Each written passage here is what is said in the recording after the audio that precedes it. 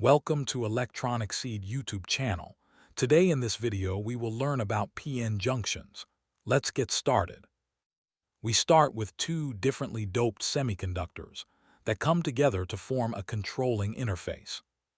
This interface is the key that governs nearly every modern electronic device you can think of. Its applications are everywhere, from signal rectifiers to solar cells. Understanding how the depletion region forms is the foundational knowledge we need first. First, we'll understand the physics of how a PN junction is formed. Then we'll learn about the behavior of the depletion region. We'll master the operational principles under forward bias. We'll also master what happens under reverse bias. And we'll support all this understanding with some quantitative benchmarks.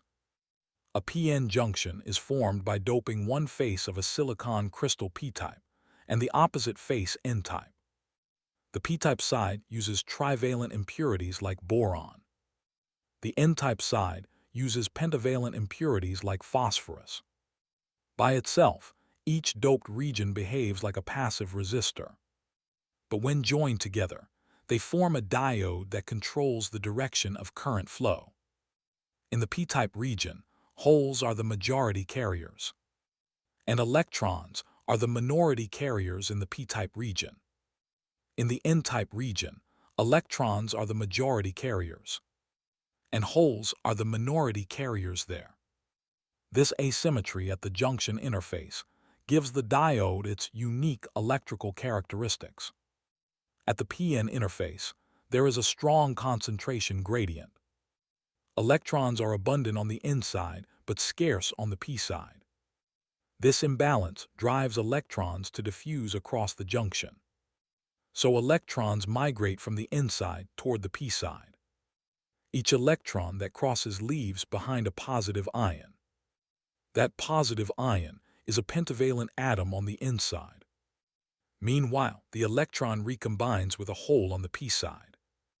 This recombination creates a negatively charged ion on the P side. These ions are immobile. They cannot move like free carriers can.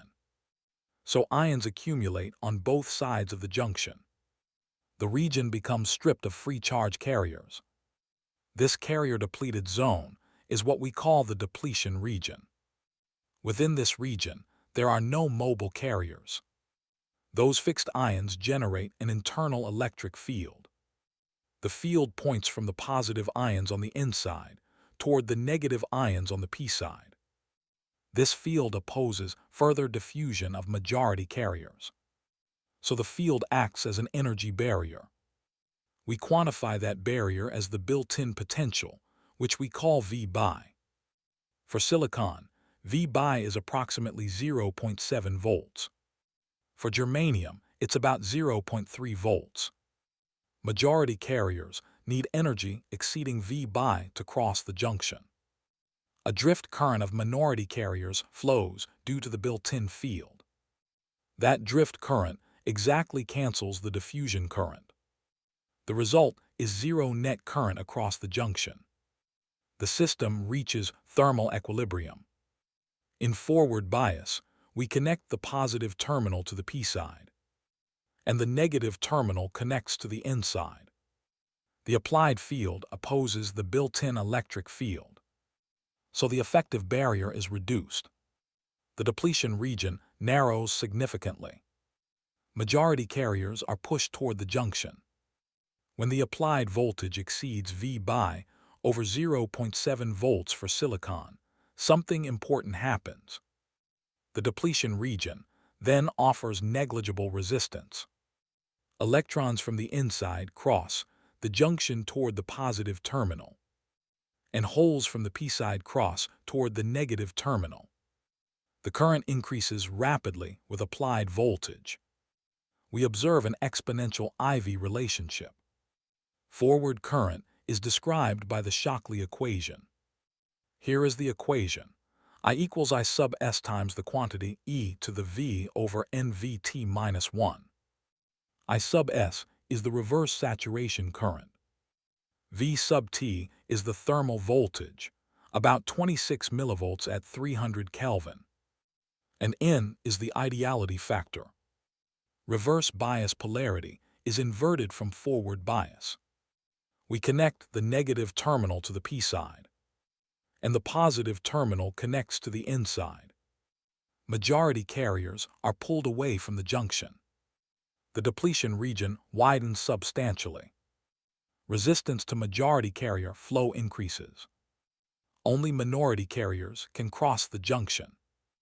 Those minority carriers are thermally generated electron-hole pairs. The built-in field drives minority carriers across, producing reverse saturation current I sub S. This current is called I sub S. Typical values are in the nanoampere range for modern silicon devices. I sub S is nearly independent of the reverse voltage applied, but it is strongly dependent on temperature. Silicon has a well-characterized thermal sensitivity. A 1 degree Celsius temperature rise causes a 7% change in I sub S. A 10 degree rise approximately doubles I sub S. This makes thermal runaway a concern in high-power applications. Practical circuit design must account for this sensitivity to temperature. Every PN junction has a maximum sustainable reverse voltage. Beyond that threshold, breakdown occurs. A large number of carriers are suddenly generated. The diode conducts heavily in the reverse direction. The current becomes difficult to control without external limiting. Avalanche breakdown happens due to impact ionization at high electric fields. Zener breakdown is caused by quantum tunneling in heavily doped junctions. Normal diodes operate below the breakdown limit. Zener diodes, however, are designed for controlled breakdown operation. That's why Zener diodes function as voltage references. Understanding PN junctions enables us to design practical circuits. Forward bias conduction is used in rectifiers. AC to DC conversion relies entirely on the PN junction. The threshold voltage V/bi is exploited for clipping circuits. It is also exploited for clamping circuits. Zener diodes provide voltage regulation. Photodiodes leverage minority carrier generation by light. Solar cells convert light directly into electricity. LEDs release recombination energy as photons. In forward bias, LEDs produce light emission. Check out Semiconductor Basics on electronics tutorials for more. The IEEE Explore Digital Library has peer-reviewed papers. You can find device physics papers through IEEE. Continued study will strengthen your fundamental understanding. The PN junction remains a foundational building block of electronics. Device geometries now scale below 5 nanometers. Quantum mechanical effects increasingly influence behavior at that scale. The depletion region itself is affected at the nanoscale.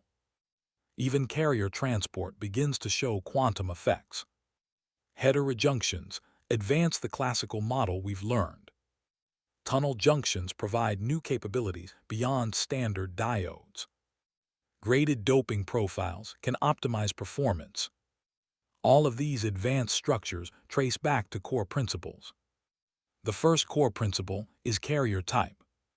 The second is diffusion. And the third is depletion. This knowledge is the analytical basis for understanding MOSFETs. Understanding BJTs also requires PN junction knowledge.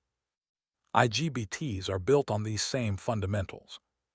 In fact, the full spectrum of solid-state devices relies on them. These principles truly define modern electronics.